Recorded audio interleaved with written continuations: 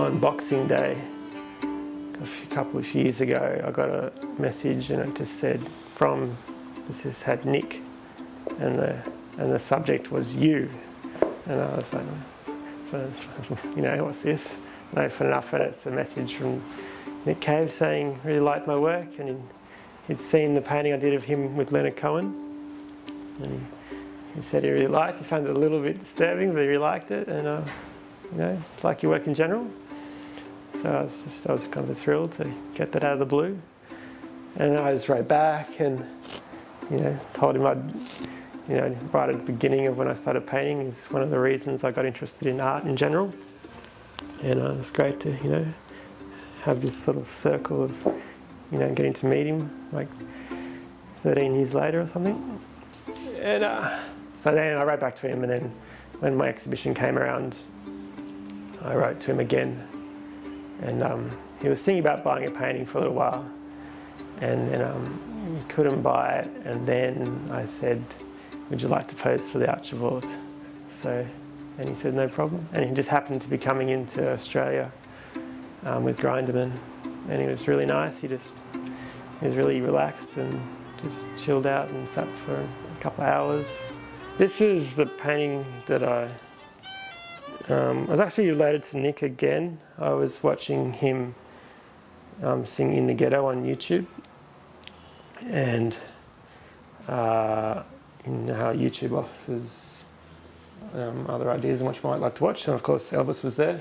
So I remember watching an older Elvis try and sing some of his younger songs, and just watching him sort of struggle to sort of keep it together.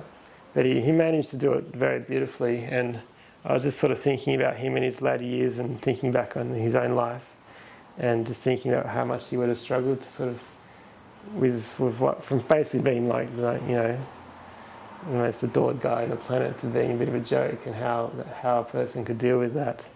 Not so much a joke, but to some people would have seen him like that, and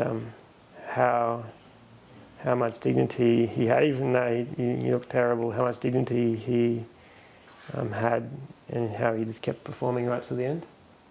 Yeah, and so this is the thing that Nick said, that watching an old Elvis video was something that changed his life, and for exactly the same reasons, which was really strange. So I sent that picture to him before my exhibition, so that was pretty much the picture that made Nick sort of sit for me for the Archibald.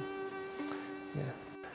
I had an idea that I wanted to paint Nick with a younger, smaller version of himself on his lap. And I got to the hotel and the table was quite low, so I needed to boost the height of the table. So I had a few dodgy things stacked under the table, and which made it just a little bit rocky.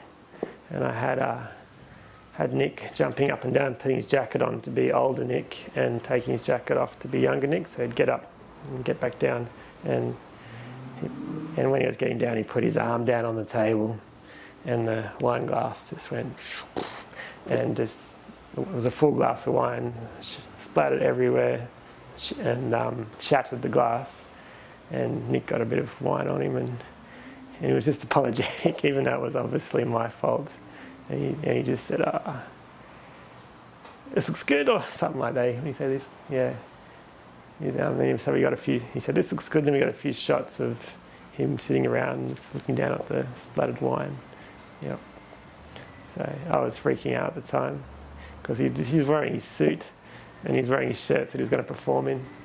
And he was totally cool about it.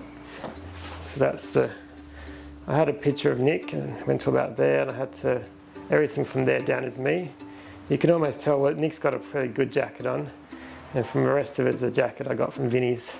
I tried to make it look like it was a good jacket. So you can tell by the folds get a little bit like a cheap suit down here and a bit more solid up here. But and I tried to model the light so it's all together. So Lennon was a bit easier. The jacket's all pretty black, so you can get away with a lot more. But yeah, it took a long time.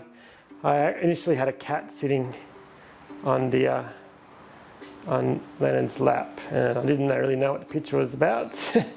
And and I really just didn't know, so I left it for a while, and then I decided to get back to one of my initial ideas of the wine, and it worked really well when I first sort of set it up and modelled for it all again.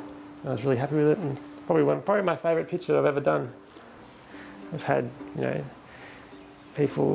seen people saying that it's nice seeing people say they've cut my paintings out of newspapers and stuck them on their fridge because they relate to them, that kind of thing.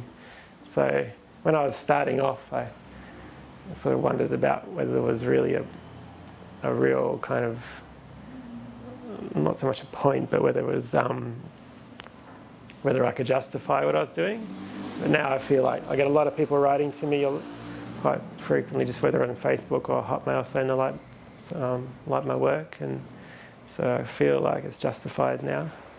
And yeah, it's like that one lady said she related so much to it, she stuck it on her fridge to remind her every day that someone else thought the same as her.